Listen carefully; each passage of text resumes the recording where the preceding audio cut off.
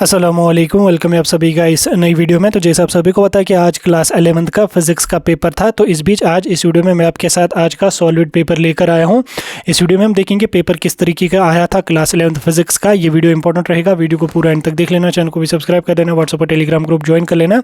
Link आपको दोनों की डिस्क्रिप्शन में मिल जाएगी। साथ में आप मुझे इंस्टा पे भी फॉलो कर सकते हैं, उसकी भी लिंक आपको डिस्क्रिप्शन में मिल जाएगी। तो चलिए वीडियो को शुरू कर ले, तो देख लेते हैं यहाँ पे क्लास 11th के फिजिक्स के आज के पेपर के बारे में। तो स्क्रीन पे आपको फिजिक्स का पेपर दिख रहा होगा। मेरे पास यहाँ पे ए सीरीज का पेपर है, ठीक, ए सीरीज का मेरे पास पेपर है। पेपर आपका जो फिजिक्स का था वो 8 पेजेस पे प्रिंट था। 4 क्वेश्चन, 4 टाइप के क्वेश्चन यहाँ पे आपको कुल मिला के फिजिक्स में पूछे गए थे, ठीक। यहाँ तक आपको समझ आ गया। पेपर आपका 70 मार्क्स का था, 30 मार्क्स आपको अपने स्कूल वाले प्रैक्टिकल्स के यहाँ पे दे देंगे। आज आपका लास्ट पेपर था, आपका पेपर कैसा गया कमेंट करके जरूर बता देना, ठीक। पेपर में अगर मैं जहाँ तक मैंने पेपर को देखा, पेपर में जो वो थ्योरेटिकल पोर्शन से भी क्वेश्चन आए थे, साथ में न्यूमेरिकल टाइप क्वेश्चन से भी आपको क्वेश्चन पूछे गए थे। तो इसमें पहला सेक्शन ए जो है उसमें पहला क्वेश्चन आपका पूछा गया था, which of the following is not the unit of surface tension, ठीक। सरफेस टेंशन के यूनिट्स जो है आपको पता होंगे। यहाँ पे बोला गया है नीचे जो यूनिट्स दिए हैं इनमें से कौन सरफेस टेंशन का यूनिट नहीं है। नॉट यहाँ पे पूछा गया यानी कि कौन सा यूनिट नहीं है, तो वो हमारा है न्यूटन पर मीटर स्क्वायर, यानी कि N/m² हमारा सरफेस टेंशन का ये यूनिट नहीं है, ठीक। उसके बाद अगला क्वेश्चन यहाँ पे आपका पूछा गया था, the number 2.745 and 2.735 on rounding off to 3, ठीक, सिग्निफिकेंट फिगर्स विल गिव, ठीक। तो क्या ये दे देंगे, जब इनको हम राउंडिंग और राउंड ऑफ करेंगे तो ये हमें दे देंगे 2.74 और 2.74, यानी कि डी पार्ट जो है वो क्वेश्चन नंबर 2 का राइट आंसर रहने वाला है, ठीक। उसके बाद अगला क्वेश्चन यहाँ पे आपका पूछा गया था, when the distance travelled by a body is proportional to the time, ठीक। जब डिस्टेंस किसके बराबर होगी, प्रोपोर्शनल होगी टाइम के, what happens to it speed, जब डिस्टेंस किसके डायरेक्टली प्रोपोर्शनल होगी टाइम के, तो स्पीड क्या होगी, स्पीड हमारी जो है ये यहाँ पे कांस्टेंट रहेगी, क्योंकि speed equal to distance divided by time. तो स्पीड हमारी जो रहेगी वो कांस्टेंट यहाँ पे हमारे सेम यहाँ पे रहेगी। तो सी पार्ट इसका राइट आंसर रहने वाला है। अगला क्वेश्चन यहाँ पे आपका पूछा गया है, क्वेश्चन नंबर 4 यहाँ पे आपका पूछा गया है, if A projectile is throne with velocity u, ठीक। एक प्रोजेक्टाइल अगर है उसको हमने फेंका किस वेलोसिटी से, u से, ठीक। u उसकी वेलोसिटी थी, उसको हमने फेंका यहाँ से ऊपर एट द एंगल थीटा। तो यहाँ उसने कौन सी एंगल बनाई, यहाँ पे उसने एंगल थीटा बनाई, ठीक। वट विद द हॉरिजेंटल, ठीक, हॉरिजेंटल उसको फेंका, then velocity at maximum height during projectile motion will be, velocity maximum height यानी कि यहाँ पे वेलोसिटी किसके बराबर हो सकेगी, तो वेलोसिटी किसके बराबर होगी, u cos थीटा, ठीक। u cos एंगल कितना हमारे पास है थीटा, तो u cos थीटा हमारा यहाँ पे राइट आंसर इसका आएगा, ठीक। उसके बाद अगला क्वेश्चन यहाँ पे पूछा गया है आपका question number 5, the forward movement in swimming takes place due because of, ठीक। फॉरवर्ड मूवमेंट जो है एक बैकवर्ड मूवमेंट होती है, एक फॉरवर्ड मूवमेंट होती है। तो फॉरवर्ड मूवमेंट जो है किस टाइम की, स्विमिंग की, तो वो किस लॉ के थ्रू यहाँ पे होती है, क्या फर्स्ट लॉ ऑफ मोशन के थ्रू होती है, second law of motion, third law of motion या फोर्थ लॉ ऑफ मोशन, तो उसमें हमारा जो है वो थर्ड लॉ ऑफ मोशन ही यहाँ पे लगता है। To every action there is an equal and opposite reaction, ठीक। इसकी वजह से जो है फॉरवर्ड मूवमेंट हमारी होती है। अगला क्वेश्चन यहाँ पे आपका पूछा गया question number 6, the maximum value of static friction when the body is at average is at verge of starting motion is known as, तो उसमें हमें लिमिटिंग फ्रिक्शन ही उसको कहा जाता है। ये फ्रिक्शंस की टाइप्स में से ये क्वेश्चन आपको पूछा गया है। उसके बाद अगला क्वेश्चन यहाँ पे आपका पूछा गया है लीनियर वेलोसिटी से, तो इसमें क्वेश्चन पूछा गया है कि linear velocities of all the particles of the rigid body in rotational motion is, क्या वो होते हैं, वो सेम होते हैं, जीरो होते हैं, डिफरेंट होते हैं, तो वो हमारे जो होते हैं वो डिफरेंट होते हैं। तो डिफरेंट इसका राइट आंसर रहने वाला है। क्वेश्चन नंबर 7 आपका 8 क्वेश्चन यहाँ पे आपका आया था, at what depth below the surface of earth the value of g is same as that of height is 5 centimetre. Depth आपको कैलकुलेट करना है, डेप्थ किसके बराबर है, ट्वाइस हाइट, तो ट्वाइस दो हाइट कितनी हमारी है यहाँ पे 5, 2 5 किसके बराबर आ जाएगा हमारा 10 के बराबर आ जाएगा। तो 10 किलोमीटर हमारे यहाँ पे राइट आंसर इसका आने वाला है। अगला क्वेश्चन नंबर 9 यहाँ पे आपका पूछा गया है, the heat transfer in the light bulb takes place due to, जो हीट ट्रांसफर हमारी लाइट बल्ब में होती है तो वो किस के थ्रू यहाँ पे होती है, कि कंडक्शन के थ्रू होती है, कन्वेक्शन के थ्रू होती है या रेडिएशन के थ्रू होते हैं। तो राइट ऑप्शन इसका यहाँ पे रेडिएशन ही रहने वाला है। तो ये भी मे बी आप इसका सही आंसर हो सकता है, but radiation is correct one, ठीक। अगला यहाँ पे आपका है, what is the value of Avogadro's constant, ठीक। एवोगैड्रोस कांस्टेंट का क्या वैल्यू होता है, तो वो होता है 6.022 × 10⁻23 मोल इनवर्स, ठीक। मोल इनवर्स इसका जो वो करेक्ट वैल्यू होता है एवोगैड्रोस कांस्टेंट का, ठीक।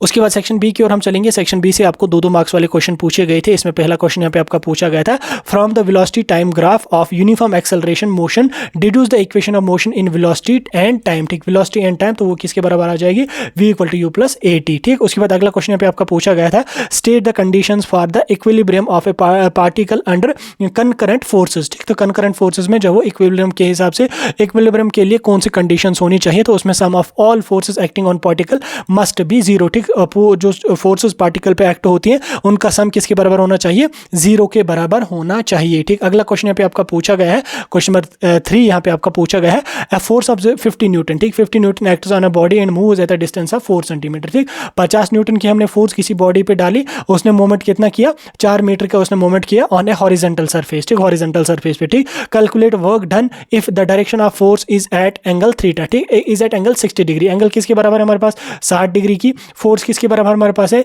50 न्यूटन की। और डिस्टेंस किसके बराबर है हमारे पास, 4 मीटर की। ठीक, तो अब हमें यहाँ पे क्या काम कर लेना है, हमें कैलकुलेट करना है वर्क डन। तो वर्क डन किसके बराबर होता है, work done equal to F × D × cos theta, यानी कि एंगल कितना है तो उसके हिसाब से अगर हम डालेंगे तो फोर्स कितने हमारे पास है, 50 है, यानी कि फोर्स हमारे पास है 50 इंटू, ठीक, इंटू डिस्टेंस किसके बराबर है हमारे पास है 4 के बराबर, इंटू 4 इंटू cos थीटा किसके बराबर है, cos 60। cos 60 किसके बराबर होता है हमारा, ये होता है हमारा 1/2 के बराबर। तो जब हम इसको सॉल्व करेंगे 2 1 2 2 4, 50 इंटू 2 किसके बराबर आ गया हमारा 100। तो 100 जूल यहाँ पे इसका राइट आंसर आ जाएगा। ठीक, आ गया समझ। अगर समझ नहीं आया तो मैं इसको रब करके आपको दोबारा से समझा देता हूँ। देखो रुको, मैं आपको इसको अभी समझाऊंगा, इसको मैं रिपीट करके आपको समझा देता हूँ।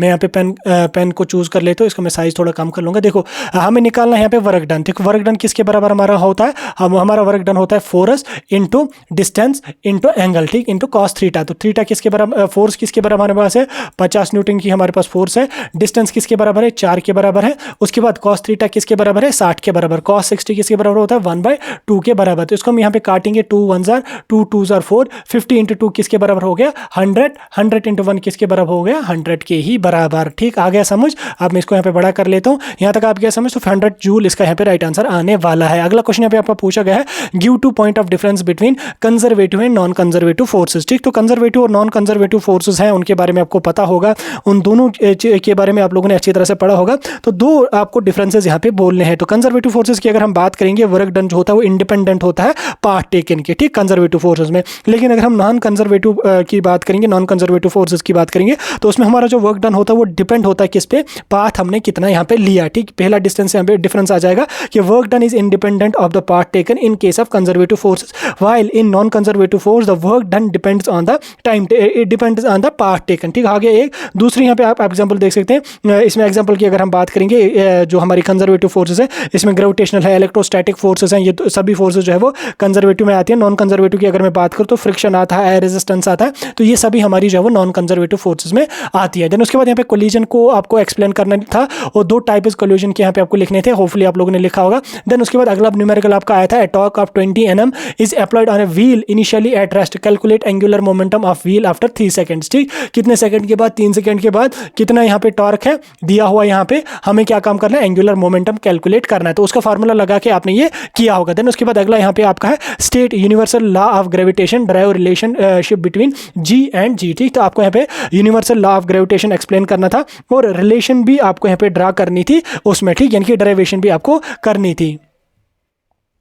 उसके बाद अगला क्वेश्चन यहाँ पे आपका आया था, state law of equipartition of energy, ठीक, and give the concept of mean free path. ठीक, ये भी आपको लिखना था। उसके बाद अगला क्वेश्चन आपका आया था, why longitudinal waves are called pressure waves. ठीक, लॉन्गिट्यूडनल वेव्स जो है उनको प्रेशर वेव्स क्यों कहा जाता है। ठीक, ये आपको लिखना था, ज़्यादा लंबा नहीं लिखना था, छोटा ही लिखना था। उसके बाद शॉर्ट आंसर टाइप क्वेश्चन की अगर मैं बात करूँ सेक्शन सी की, यहाँ से आपको 3-3 मार्क्स वाले क्वेश्चन आए थे। इसमें आपको जो पहला ही न्यूमेरिकल टाइप क्वेश्चन आया था। ठीक, इसमें यहाँ पर क्वेश्चन नंबर 3 जो है यहाँ पे आपको न्यूमेरिकल टाइप क्वेश्चन आया था, बी पार्ट में भी और सी पार्ट में भी आपका न्यूमेरिकल ही। सी पार्ट आपका न्यूमेरिकल नहीं था, सी पार्ट आपका यहाँ पे curved road banked, find the angle of banking of curved roads. ठीक, तो ये भी आपका न्यूमेरिकल टाइप ही क्वेश्चन है। देन उसके बाद ऑर्बिटल वेलोसिटी आया था, हुक्स लॉ आपका यहाँ पे पूछा गया था। देन उसके बाद यहाँ थर्मल इक्विलिब्रियम का पूछा गया था, और ये कैसे होता है और इसका रिलेशनशिप क्या है थर्मल इक्विलिब्रियम और जीरोथ लॉ का। ठीक, तो ये सभी आपको यहाँ पे आया था। ये लॉ वगैरह जो ये जीरोथ लॉ ये भी मैंने आपको गैस पेपर में दिया था, ऑर्बिटल वेलोसिटी भी मैंने दी थी, और हुक्स लॉ भी मैंने दी थी। मैंने बोला था ये शॉर्ट में आपको पूछे जाएंगे, तो सेम एज इट इज यहाँ पे पूछा पूछा गया है। उसके बाद यहाँ पे आपका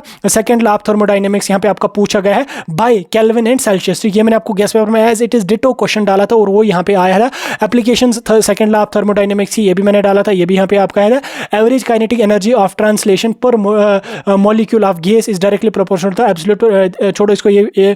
उसके बाद सेक्शन डी की अगर मैं बात करूँ तो लॉन्ग आंसर क्वेश्चन आपके पूछे गए थे। इसमें आपका पहला क्वेश्चन पूछा गया था show that the path followed by projectile in A parabolic when it is projected at the angle of theta horizontal. ठीक, इसके आर पार्ट में यहाँ पे आपका आया था क्रॉस प्रोडक्ट ऑफ वेक्टर्स आपका पूछा गया था। एग्जांपल्स और प्रॉपर्टीज उनकी यहाँ पे बर्नौलीज थ्योरम आपको पूछी गई थी, उसकी एप्लीकेशन पूछी गई थी। गेस्ट पेपर में एज इट इज डिट्टो मैंने लिखा था। कैपिलरी यहाँ पे आपको आई थी। देन उसके बाद एंसेंट फार्मूला इसका आपको यहाँ पे लिखना था। देन उसके बाद स्टैंडिंग वेव्स आपको पूछी गई थी, उनकी फॉर्मेशन और ओपन ऑर्गन पाइप का क्या है, तो उनकी फॉर्मेशन ओपन ऑर्गन पाइप में कैसे होती है ये भी गेस्ट पेपर में आपको मेंशन था। देन उसके बाद यहाँ पे टोटल एनर्जी ऑफ पार्टिकल्स ये भी यहाँ पे गेस्ट पेपर में मेंशन था। और एसएमएच भी यहाँ पे आपका एसएचएम भी यहाँ पे आपका पूछा गया था। ठीक, ये था आपका आज का फिजिक्स का सॉलिड क्वेश्चन पेपर जो आपके साथ मैंने डिस्कस किया। कोई डाउट होगा कमेंट सेक्शन में बता सकते हैं।